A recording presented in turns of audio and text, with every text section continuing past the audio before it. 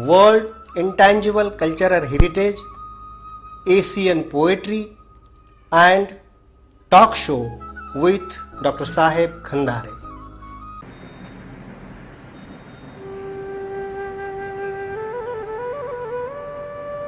नमस्ते मित्रों, Asian poetry में आप सबका स्वागत है। आज हम एक नेपाली कविता सुनने वाले हैं। दोस्तों, आपको पता है कि वैश्वीकरण का प्रभाव एशियाई देशों पर लगभग 80 के दशक से ज़्यादा दिखाई दे रहा है। उसकी वजह यह है कि वैश्वीकरण की वजह से जो सभी देशों के अंदर आर्थिक व्यवस्था का खुलापन, एक खुली अर्थव्यवस्था निर्माण हो गई और उसकी वजह से कई सारे उत्पाद बाहरी देशों से आकर के अपने हाथों में आ गए। जैसे कि हर एक के हाथ में अब मोबाइल फोन है, एंड्रॉयड फोन है, इंस्टाग्राम, फेसबुक, व्हाट्सएप, ऐसी सभी उपकरणों के साथ हम दिन ब दिन खेल रहे हैं, अपनी भावनाओं को प्रकट कर रहे हैं, अपने एहसासों को जगा रहे हैं।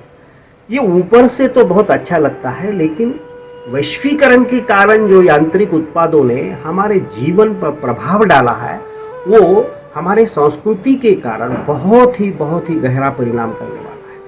वो एक नई आपदा निर्माण करने वाला है और उसी आपदा के कारण अंदर ही अंदर मानव जमात ऐसी टूटती जा रही है, अपनी संस्कृति से परे जा रही है, संस्कृति को छोड़कर जा रही है। और आपको पता है कि अगर मानव मात्रा ने संस्कृति छोड़ दी तो वो सिर्फ प्राणी ही रह जाता है। उसके अंदर के मानवता के जो गुण हैं वो सभी धीरे धीरे नष्ट होते हैं। ये इस चिंता को लेकर के कवि मन बहुत पहले प्रभावित होता है, क्योंकि वैश्वीकरण का या फिर आधुनिकीकरण का या फिर जो भी नया आता है इतरेतर संस्कृति से अपनी संस्कृति का विपदा के स्वरूप में आता है, उसका पहला परिणाम और उसका पहला प्रभाव ये संस्कृति और अमूर्तता से जुड़ा होता है। इसलिए साहित्य पे उसका प्रभाव होता है, अमूर्त संस्कृति पर उसका प्रभाव होता है और फिर मानवीय मन ऐसा हिल सा जाता है।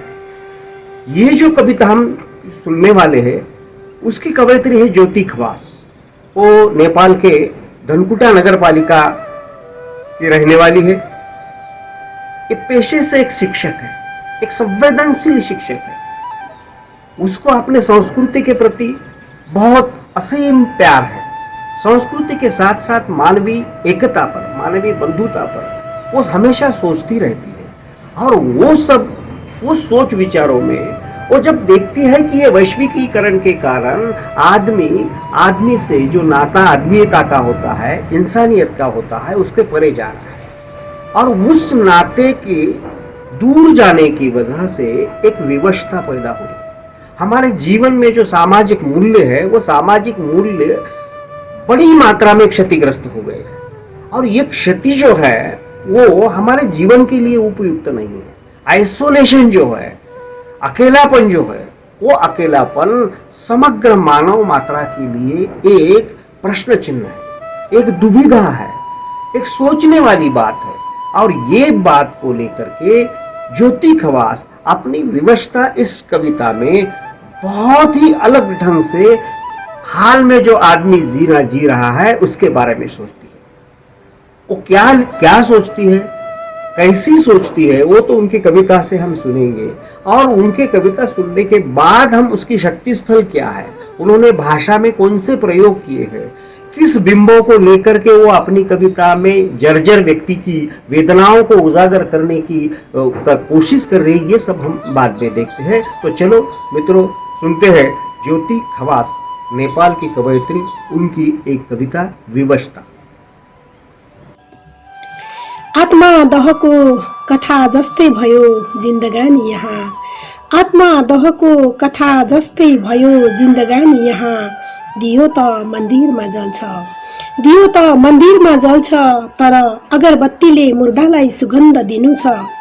थुप्रै जिल्लाकारको लस्कर भित्र म खोजिरहेँ, थुप्रै चिल्लाकारको लस्कर भित्र म खोजिरहे संक्रमणको फोक्सोले सास फेरिरहेको बिरामीको एम्बुलेन्स मेरो घरको आँगनमा फुलेको फूल कहिले मन्दिर धाउँछ अनि कहिले ऊ आर्यघाटमा पुग्ने गर्छ श्रद्धाका सुमनहरू भएर। अभावले खोक्र्याएका शरीरहरू फगत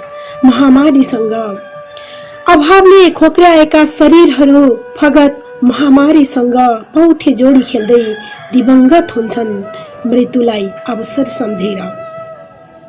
जाबो पत्थरको कथा के लेख्छौ तिमी बगर पनि त असीम पत्थरले थिचिएर उभिएको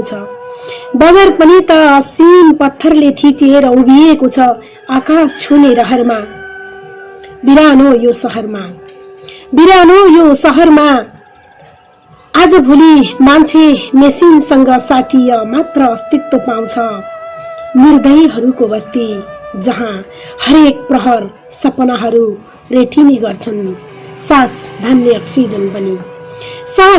अक्सिजन पनि यहाँ पटक पटक लिलाम हुन्छन् एसीका पर्याय भएर। पर एक भूगोल भरिका मनहरू सफलताको उत्सवमा मिठाईसँग साटिरहँदा त्यही भूगोलको अर्को छेउमा भोकको अग्निले खाली पेटका शरीरहरू मृत्युवरण गर्छन्। हिजो आकाश ढाक्ने भीड आज जल्दैछन् पालो कुरेर आर्यघाटको चितामा आफन्त हराएको पराई झै भएर। एक्लो जीवनको कथा लेख्छन् यहाँ अक्षर मान्छेहरू। मुर्दा पनि त सयौं मलामीको भिडमा एक्लै जल्छ। धन्यवाद। वाह वाह वाह वाह वाह। आहा, आत्मदहनको कथा जस्तो भयो जिंदगी। वाह ज्योतिजी वाह। अपनी जीवन की कहानी बताने वाला, लिखने वाला हर एक इंसान यहाँ आत्मतक कथा की कहानी की तरह जी रहा है। और ये आत्मदाह जो है, आत्मदाह हर क्षण वो कर रहा है, हर क्षण वो मर रहा है, मरते मरते जी रहा है। जिसकी ये कहानी इंसान की अपनी खुद की कहानी क्यों हो गई? ये विवशता जो है, ये विवशता उसके जीवन में क्यों आ गई? ऐसा एक प्रश्न यहाँ पर ज्योति खवास जी रखती है अपने सामने। और वो देखो प्रतिमा के हद तक, बिंबों के हद तक ये कवयित्री बहुत ही सक्षम कवयित्री।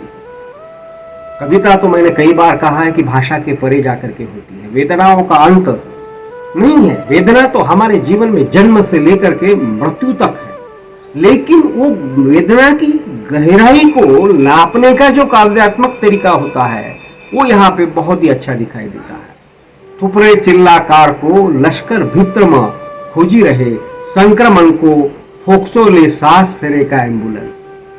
ये जो बिंब है, ये बिंब बहुत ही ऊंचा सोचने वाले, गहराई के अनुभवों से आया हुआ बिंब है।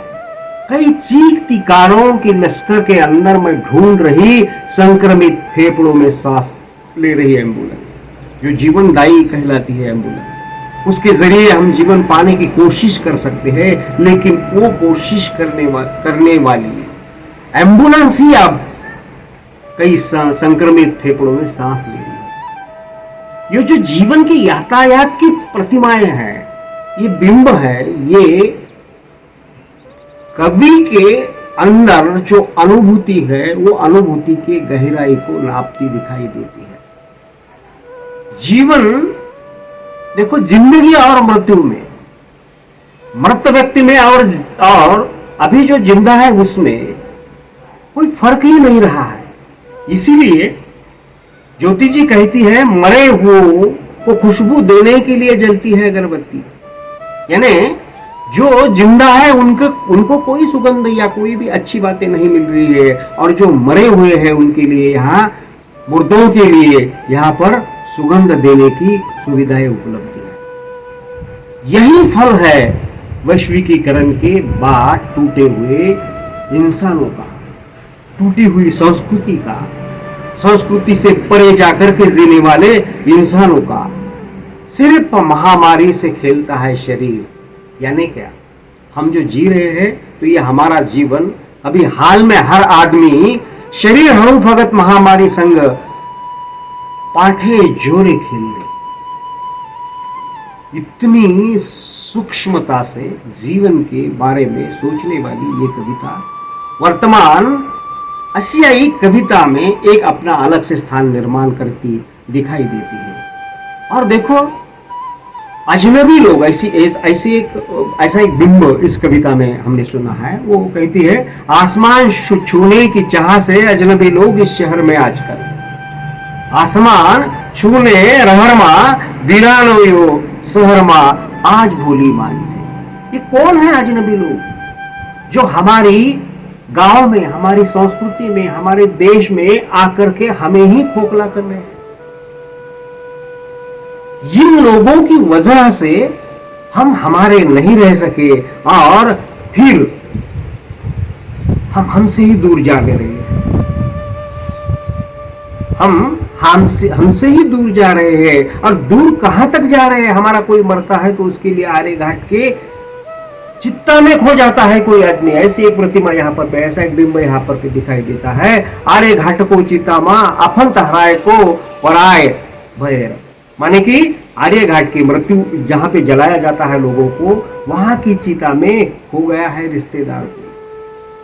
आदमी आदमी से दूर जाकर, इंसान इंसानियत से दूर जाकर के जो जिंदगी जीता है, उसकी विवशता को यहाँ कवि ज्योति जी ने आपके सामने रखा है। और एक चिंता का विषय ये भी है कि हमें पता नहीं होता कि हम आज क्या कर रहे हैं, अभी क्या कर रहे हैं, हमारे बच्चों का क्या होगा, हमारे समाज का क्या होगा। यहाँ तक कि ज्योति जी कहती है, मेरे आंगन में जो फूल फूले हैं वो मुझे पता नहीं है कि किसी मंदिर के मुहूर्त पे सजाए जाएंगे, या मुझे ये भी पता नहीं है कि किन फूलों के नसीब में कोई सौंदर्यवती के केसुओं में हार बनकर वो जाने वाले हैं, या फिर वो कोई किसी मुर्दे को सजाने के लिए जा रहे हैं।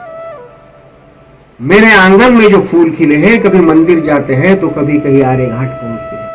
यानी नेपाली की वो लाइन ऐसी है, उसकी वो पंक्तियां ऐसी है, मेरी घरों को आंगन में फूले लो फूल, कहिले मंदिर धौल कही आणि कहिले धाऊ आर्य घाट मा पुगले पर। ये सब ऐसी स्थिति जब सामने आती है तो किसी का भरोसा नहीं होता। एक तरफ अमीरी बढ़ती जा रही है, दूसरी तरफ गरीबी बढ़ती जा रही है।